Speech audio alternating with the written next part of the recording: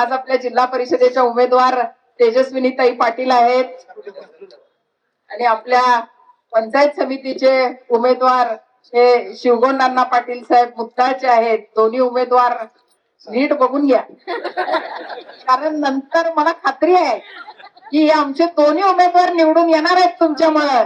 आणि जेव्हा कामं घेऊन जायचे असतील ते आता हे दोघांचे चेहरे तुम्ही सगळ्यांनी लक्षात ठेवा. त्याच्यानंतर तुम्हाला त्याची गरज लागणार आहे, कारण आपल्याला त्यांच्याकडेच जायचंय. या निवडणुकीत गेले आठवडाभर आम्ही प्रचारात आहोत. गडिंग्लज, चंदगड, आजरा या तिन्ही विभागात तुम्हाला कल्पना आहे आपले उमेदवार सगळीकडे उभे आहेत आणि सगळीकडे प्रचार करताना एक विलक्षण उत्साहाचं वातावरण मला सगळीकडे दिसायला लागेल.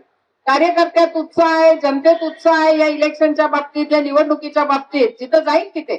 आजऱ्याला गेलो, आज सकाळपासून नेसरी भागात मी आहे, त्याच्यानंतर मागाव बडगाव असेल, हलकर्णीत तर मला वाटतं आता 1000 लोकांची रॅली निघाली. तुम्ही व्हिडिओ बघितले असतील, त्याच्यात महिला होत्या, तरुण मुलं होती. 1000 लोक रस्त्यावर राष्ट्रवादीचा झेंडा घेऊन उतरले होते. आम्हाला फार आनंद होतो या गोष्टीचा.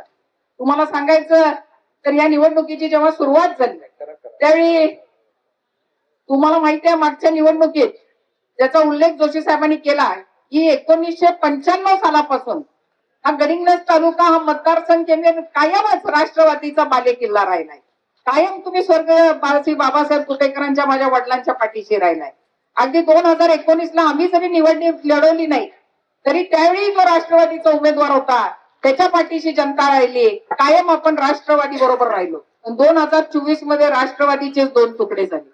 एक गट अजितदादांच्या बरोबर गेला, एक गट पवार साहेबांच्या बरोबर गेला. आम्ही एका बाजूने निवडणूक लढलो, राजेशदादा पाटील साहेब दुसऱ्या बाजूने निवडणूक लढले आणि त्याचा परिणाम मताची विभागणी झाली. आणि कधी नव्हे ते आपल्या हक्काची सीट आपण गमावून बसलो. याची जाणीव आम्हाला दोघांनाही झाली, राजेशदादा असतील आणि मला, की आपण या मताची विभागणी झाली तर फक्त तुमचं आणि माझं नुकसान होत नाही, नुकसान आपल्या बरोबर येणाऱ्या सर्व कार्यकर्त्यांचं होतंय, या जनतेचं होतंय, तिथल्या विकास कामाचं होतंय. याची जाणीव ठेवून आम्ही दोघांनी एक निर्णय घेतला की येणाऱ्या भविष्य काळात आपापसातले मतभेद मिटवायचे. आपण दोघांनी एकत्र यायचं. की राष्ट्रवादीचे जे 2 तुकडे झालेत ते एकत्र करण्याची सुरुवात आपण दोघांनी करायची. आणि चंदगड नगर परिषदेपासून आम्ही ही सुरुवात केली. चांगल्या प्रकारचं यश मिळालं. अवघ्या महाराष्ट्रानं तो पॅटर्न चंदगड पॅटर्न म्हणून उचलून धरला. अगदी वरपर्यंत अजितदादा आणि पवार साहेबांनी पण त्याचा विचार केला आणि दोन्ही राष्ट्रवादी एकत्र आणण्याचं काम हे आपल्या विभागातून चालू झालं. जवळजवळ दोन्ही राष्ट्रवादी विलीन होणार असं वातावरण निर्माण झालं. काहीच दिवसापूर्वी, मला वाटतं 8-10 दिवसापूर्वी मला अगदी सकाळी 8 वाजता एक फोन आला. त्या मोबाईलवर जेव्हा नाव झळकलं अजितदादा, त्यावेळी मला खूप आनंद झाला की मध्ये आम्ही त्यांच्या बरोबर नव्हतो, त्यामुळे 5 वर्ष अजितदादांशी काय संपर्क माझा नव्हता. पण 5 वर्षानंतर अजितदादांचा फोन आला. मला खूप भरून आलं की अजितदादांचा आवाज ऐकायला मिळाला. दादांनी चौकशी केली की तुम्ही कशी झेडपीची निवडणूक लढणार आहात. मी दादांना सांगितलं, दादा आम्ही दोघं एकत्र लढणार आहोत, कुठल्या चिन्हावर लढवणार आहात हा त्यांचा प्रश्न होता. आणि त्यावेळी एक क्षणाचाही विलंब न लावता मी दादांना सांगितलं की दादा आम्ही घड्याळ या चिन्हावर ही निवडणूक लढवणार आहोत.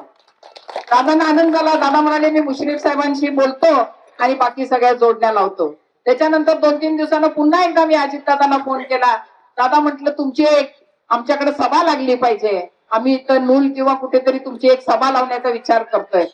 त्यावेळी दादा म्हणाले की मला कोल्हापुरातून अजून एक निरोप आलाय राहुल पाटलांचा की त्यांनी पण सभेची मागणी केली, तुमची पण मागणी आहे, तर मी तुम्हाला 2 दिवसात काय ते ठरवून निरोप देतो. दुर्दैवानं निरोप आलाच नाही.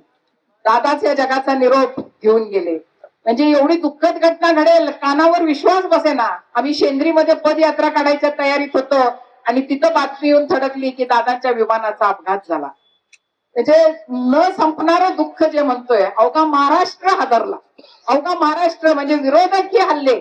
एक अतिशय दिलदार, एक अतिशय उमद नेतृत्व आपण गमावून बसलो. आम्ही या वळणावर ठरवलं होतं की आता इथून पुढे आदरणीय पवार साहेबांचा आशीर्वाद घ्यायचा आणि अजितदादांच्या नेतृत्वाखाली, मुश्रीफ साहेबांच्या नेतृत्वाखाली तिथून पुढची राजकीय वाटचाल करायची, विकासाची वाटचाल करायची. पण दुर्दैवानं काळाने अजितदादांनाच आपल्यापासून हिरावून नेलं. दादांची ओळख पटली कशामुळे? त्यांच्या हातातल्या घड्याळामुळे. त्यामुळे घड्याळच दादांची ओळख आहे आणि त्यांना जर आपल्याला श्रद्धांजली व्हायची असेल तर या घड्याळ चिन्हाबरोबर आपण सर्वांनी राहिलं पाहिजे ही विनंती करायला आज मी तुम्हाला आलोय. या घड्याळ चिन्हावर जे जे उमेदवार उभे आहेत त्या उमेदवारांना विजयी करायचं आणि अजितदादांचं आणि पवार साहेबांची जी विचारधारा आहे ती जिवंत ठेवायची ही जबाबदारी आपल्यावर टाकून आज अजितदादा आपल्यातून निघून गेलेला आहे. आज विरोधक आपल्याबद्दल बोलतात किंवा त्यांच्या स्वतःच्या एजेंडाबद्दल बोलतात. एक शब्द फार मोठ्या प्रमाणात जोशी साहेब वापरलेला मला सगळीकडे दिसायला लागलाय, शाश्वत विकास. आता सगळ्या जनतेला पण प्रश्न पडलाय की शाश्वत विकास म्हणजे काय. तर शाश्वत विकास हे ते बोलतात पण हा शब्द न वापरता शाश्वत विकास म्हणजे काय असतो हे स्वर्गीय बाबासाहेब कुपेकरांनी दाखवलं. चित्री सारखा प्रकल्प झाला, फाटकवाडी सारखा प्रकल्प झाला, त्यांच्या काळात उच्चंगी, आंबेवळ, सरप नाला ह्या तिन्हीची कुदळ त्यांनी मारली होती की ज्याच्या असे प्रकल्प करायचे की ज्याचा पिढ्यानपिढ्या लोकांना उपयोग होईल त्याला म्हणतात शाश्वत विकास. 100 खाटांचं हॉस्पिटल उभं केलं ज्याचा उल्लेख जोशी साहेबांनी केला की एका व्यक्तीला नाही हजारो व्यक्तीला, एका पिढीला नाही तर येणाऱ्या अनेक पिढ्यांना त्याचा उपयोग व्हावा याला म्हणतात शाश्वत विकास. त्यामुळे शाश्वत विकास काय आहे हे गडिंग्लज मतदारसंघाला तुम्ही सांगायची गरज नाही. गडिंग्लज मतदारसंघात हा शाश्वत विकास अनेक वर्ष चाललेला आहे आणि त्या विकासाचे साक्षीदार आणि भागीदार तुम्ही सर्वजण आहात. या भागाचा उल्लेख करताना मला अगदी आठवतं की प्रत्येक गावात इथं जाताना आमच्या महिला भगिनी मला या विधानसभेच्या निवडणुकीत सांगायच्या, डोळ्यात पाणी आणून सांगायच्या की ताई तू काय काळजी करू नकोस, बाबांचं पाणी आमच्या लक्षात आहे. म्हणजे आज दादांना जाऊन 14 वर्ष होतात आहे सप्टेंबर मध्ये. आज इतक्या वर्षानंतरही तुमच्या मनात त्यांची आठवण एवढी जागृत आहे.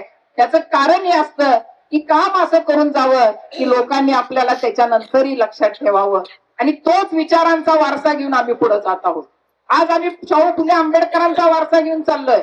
आज आम्ही तुमच्या समोर कधी आज काय याच्या आधी आणि याच्या पुढेही कधी जातीच्या नावावर मतं मागणार नाही. मतं मागणार आहे ती विकासाच्या नावावर मागणार आहे.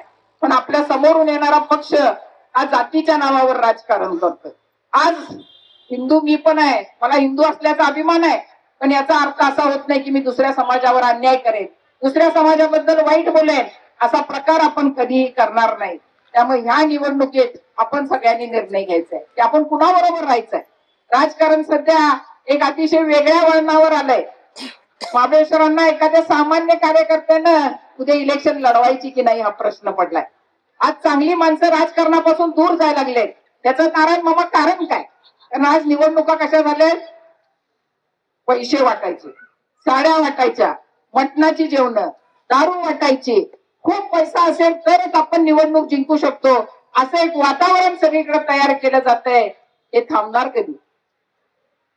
आणि हे थांबवणं फक्त तुमच्या हातात आहे, हे मतदारांच्या हातात आहे. जोशी साहेब तुम्ही म्हणालात की कुठल्या आमिषाला बळी पडू नका. खरंच आहे की जर यावेळी आपण चूक केली, आता ह्याच वेळी निवडणुका 9 वर्षानं होतात आहे, पुढच्या वेळी जर कदाचित आपण चूक केली तर हे जे सरकार आहे ते आपल्या या निवडणुका कदाचित होऊ पण देणार नाही. या देशातली लोकशाही संपेल. राजकारण हे फक्त श्रीमंत लोकांनी करायचं, त्यांच्याकडे कोट्यावधी रुपयाचा पैसा आहे त्यांनी करायचं असं एक वातावरण तयार होईल. आणि जर जी व्यक्ती तुम्हाला पैसे देऊन मतदान करून विकत घेते त्या व्यक्तीच्या दारात आपण कुठलं काम घेऊन जाऊ शकत नाही. ती व्यक्ती तुम्हाला काय म्हणेल की मी कशाला तुमचं काम करायचं, तुम्ही काय मला उपकार केला नाही मतं देऊन, मी पैसे टाकलेत आणि तुमची मतं विकत घेतलेत. हे जर सगळं वातावरण बदलायचं असेल तर ही जिल्हा परिषदेची निवडणूक अतिशय महत्वाची आहे. आमचे दोन्ही उमेदवार अतिशय चांगले आहेत. तेजस्विनीताईंचा घराण्याचा वारसा सांगितलाय, त्या सुशिक्षित आहेत, नक्कीच चांगलं काम करायची त्यांना इच्छा आहे. शिवगोंडांच्या बद्दल सांगितलं की पैलवानकीचा वारसा आहे तुमच्याकडे, दिसायला पण जरा आहे पैलवान, त्यामुळे त्यांचा पैलवानकीचा वारसा त्यांनी पुढे चालवावा आणि विरोधकांना आसमान दाखवल्याशिवाय शिवगोंडांना तुम्ही थांबायचं नाही हे आज मी सगळ्यांच्या समोर तुम्हाला आव्हान करेल. येत्या 7 तारखेला मतदान आहे. घड्याळ चिन्ह आहे. घड्याळ चिन्ह मनामनात घराघरात पोचलेलं चिन्ह आहे. त्या चिन्हावर तुम्ही कुपेकर साहेबांना निवडून दिलंय, आई साहेबांना निवडून दिलेलं आहे, राजेश दादांना निवडून दिलेलं आहे. हे आपलं चिन्ह आहे. त्यामुळे ह्याच चिन्हात गफलत करू नका. यावेळी येणाऱ्या निवडणुकीला एकच मशीन असणार आहे, 2 मशीन असणार नाही, एक मशीन. वर पांढऱ्या रंगात जिल्हा परिषद आणि खाली गुलाबी रंगात पंचायत समिती. आकडा बघू नका, नाव बघू नका, फक्त चिन्ह बघा. तुम्हाला दोनदा बटन दाबायचं आहे. वरचं घड्याळासमोरचं बटन दाबलं की मग तेजस्विनी ताईला जाणार आहे, आणि खालचं घड्याळासमोरचं तुम्ही बटन दाबलं की मग शिवगुण अण्णांना जाणार आहे. त्यामुळे दुसरं काहीही या सभेतून तुम्ही लक्षात ठेवलं नाही तरी चालेल.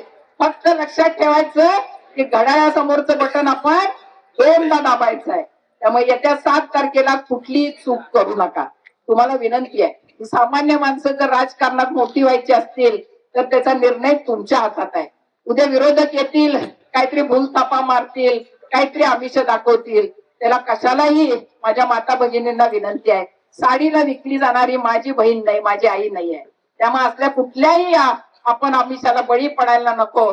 आपण सर्वजण ताकदीने या दोन्ही उमेदवारांच्या पाठीशी राहूया आणि 7 तारखेला मतदान टाकूया, 9 तारखेला त्यांच्या अंगावर गुलाल टाकूया आणि पुढची 5 वर्ष आपण त्यांच्याकडनं आपली कामं करून घेऊया एवढी विनंती करते.